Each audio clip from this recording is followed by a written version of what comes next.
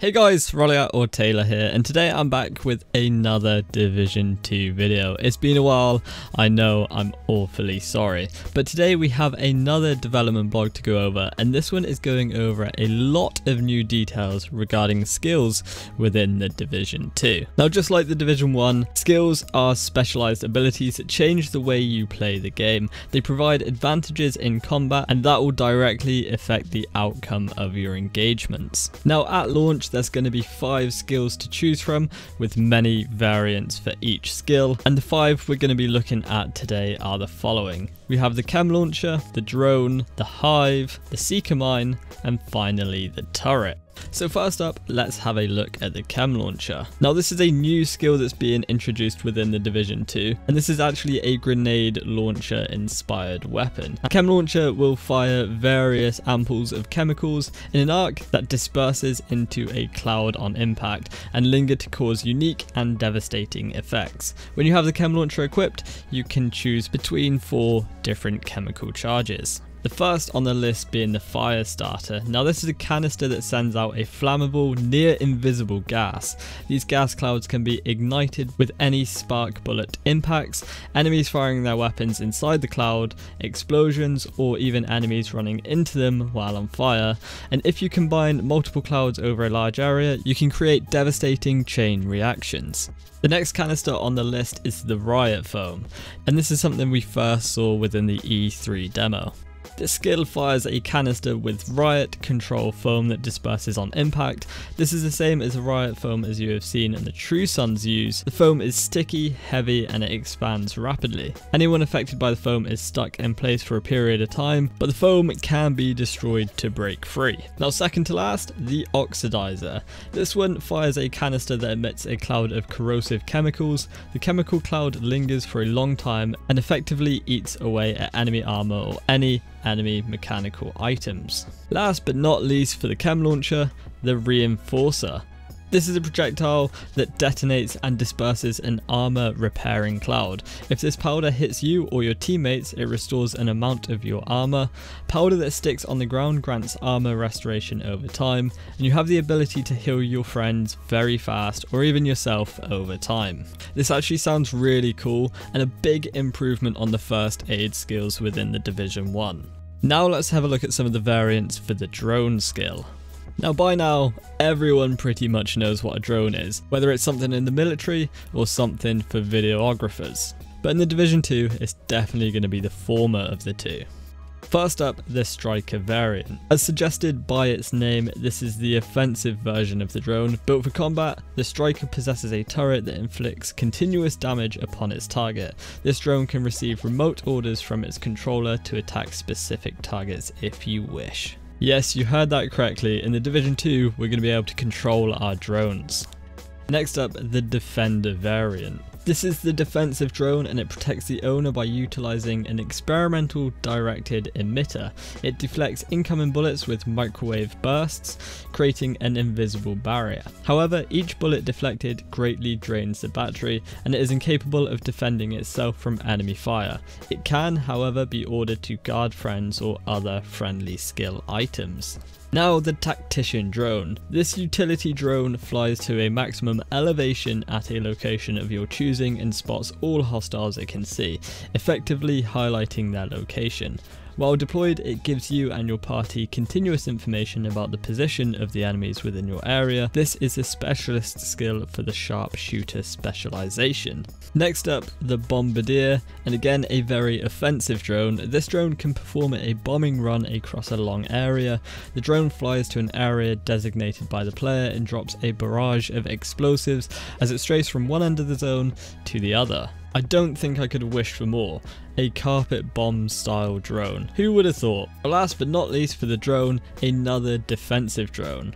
This is called the Fixer, and this drone repairs armor over time. You can choose whether you want it to fly next to you and passively repair your armor, or choose a friendly target whose armor needs repairing, including other damaged skills. Now, the third out of the 5 skills we're going to talk about today, the Hive. One of my favorites that we've seen so far. Now, the first variant variant of the Hive we're going to talk about is the Stinger, and this is a variant we've seen the most of. Little micro drones fire from this Hive and swarm hostile targets that enter their range, inflicting damage and targeting weak spots, destroying them efficiently. Next up, the Restorer. When the Restorer detects missing armor on a friendly agent in its range, it deploys a micro repair drone towards the agent. On impact, an amount of armor is repaired. Next up, the Booster, and the Booster sends out one micro drone per friendly player that administers stimulants to increase combat efficiency, boosting weapon handling, movement, and other physical capabilities of the agent. This is actually really cool, and I can't wait to see how it plays out, and to see how big these mini boosts are, I guess. Again, another support variant of the Hive, and this one's called the Reviver, and when deployed, the Reviver Hive can revive allies within a specific radius on the ground. If any of your downed allies are within range of your Reviver Hive, you can manually order a set of micro drones to revive them. However, you can also press and hold the button to change up the micro drones. The longer you hold the button, the more health and armor your ally revives with. Again, another cool variant of the Hive, and definitely one for you support players to run with. Now the second to last skill, the Seeker Mine, one we know so much about from the first game. So obviously there's the explosive Seeker Mine. This is the classic Seeker Mine that chases a target designated by the owner and detonates with a staggering explosion. However, this can be avoided as there is a slight arming time before it explodes. Next up, the Airburst, again very similar to the one in the Division 1. This mine rolls to your designated area and then launches an explosive burst into the air at head height of the enemy when reaching the proximity. Next up, an all new Seeker Mine variant. This one being the Mender, and it's very similar to the Reinforcer Chem Launcher. This friendly little Seeker Mine releases repair chemicals. These chemicals form a cloud that repair your armor or that of an ally. If you have not chosen a specific target for the Mender mine, allies that lose all their armor are automatically targeted by the mine. This is a specialist skill for the survivalist specialization. And last but not least for the Seeker, the Cluster. This contains a number of small charges in one package, each capable of propelling itself. When deployed, each one of the smaller mines picks a target and sets off towards it. However, these smaller mines are easier to avoid as they do not have room for advanced tracking equipment and cannot adjust their destination if the target moves. And last but not least, the fifth out of the 5 skills that we're going to get at launch. Now remember, I emphasize at launch because this is exactly what the post says within the opening couple of sentences, so this could well mean that we're due more skills down the life of the Division 2. And if so, that is super exciting. The final skill that we're going to be looking at is of course the turret, and the turret has received some of the most drastic changes since the first game. First up, the Assault variant. Very similar to the Striker drone, this skill is designed with offensive players in mind. Equipped with a machine gun turret with 360-degree rotational capabilities, this skill attacks the closest target while you are in combat. Outside of combat, you designate your turret's target. The Incinerator, very similar to the Flame turret.